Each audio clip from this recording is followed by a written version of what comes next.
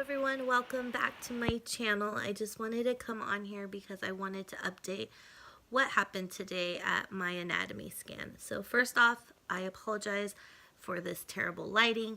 I am in my bed and I just wanted to record this because it just happened today.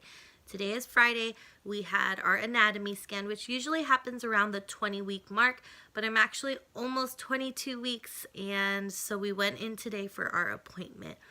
And number one, my husband and I were super excited to go to this appointment because it's a big scan. It's a big ultrasound where we're able to see everything and see her growth.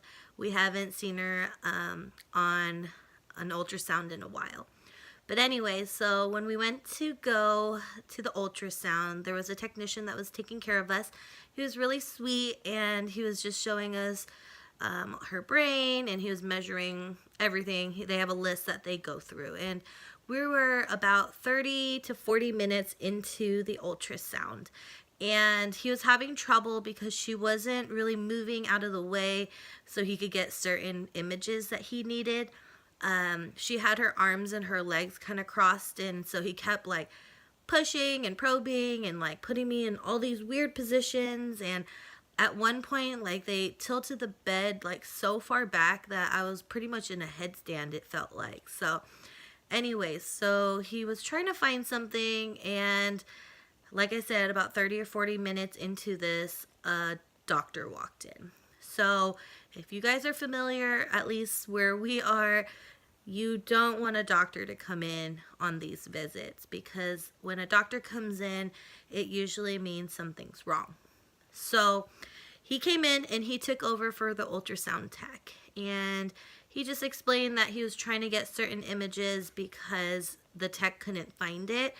And he wasn't really explaining much, but he was like probing around, pushing and tapping and moving me in all sorts of directions. And a few minutes in, he finally broke the news to us, which was that he found that our baby girl has something called SUA. So I have some pamphlets here that he gave me, but it's single umbilical artery.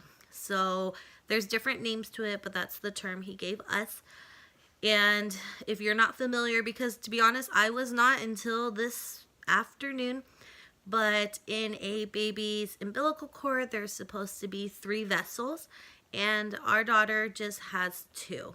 And it is a 1% chance for this to happen. And so 1 in 100 pregnancies, we are that 1%.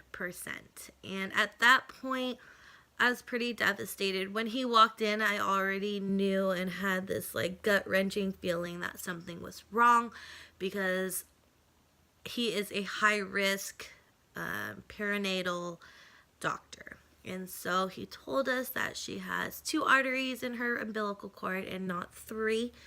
And he did some more imaging before he talked to us. He tried to look for certain things and just go over what the tech had done as well. And after that, he sat us down, answered our questions, and gave us a little more detail of what was going on. So like I said, this happens in about 1% of pregnancies, and he mentioned that this is just her 1 marker. So she doesn't have any markers for anything else right now, which is great. We have done genetic testing and a few ultrasounds, and nothing has come up except for this. So that is good news, because SUA, the single umbilical or artery umbilical, the single umbilical artery, can cause higher risk in, I believe it's trisomy 13 and 18, as well as other disorders as well. And it can also cause low birth weights, slow growth, stillbirths, and a couple of other things. Let me see.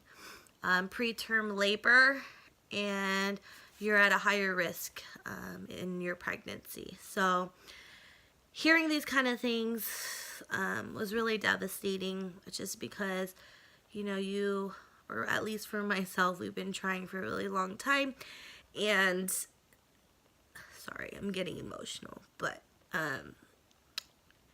with gestational diabetes and now hearing that she has SUA, it's just been hard to kind of take all in. But luckily, she doesn't have any other markers at the moment, so we just have to be hopeful that everything turns out okay. There's not much you can do or that I can do. It just happens. They don't even know why it happens. And the chances are that she will be healthy and everything will be fine. So it's kind of a waiting game. What they're going to do is they just monitor myself and the baby a little more closely. So we have another ultrasound appointment, and what they're going to do is just watch her growth, because with this, the baby may have problems with her growth, and they won't be able to tell that until you're in your third trimester, when the baby's growing rapidly. Then they'll be able to see if everything is normal. So, my other baby came to join me. But anyways, I just wanted to update what happened at my anatomy scan, just in case other people are going through the same thing. I don't have a lot of information to share at the moment, but I just wanted to put it out there. And since it just happened this afternoon, I kind of wanted to document it for myself as well. So,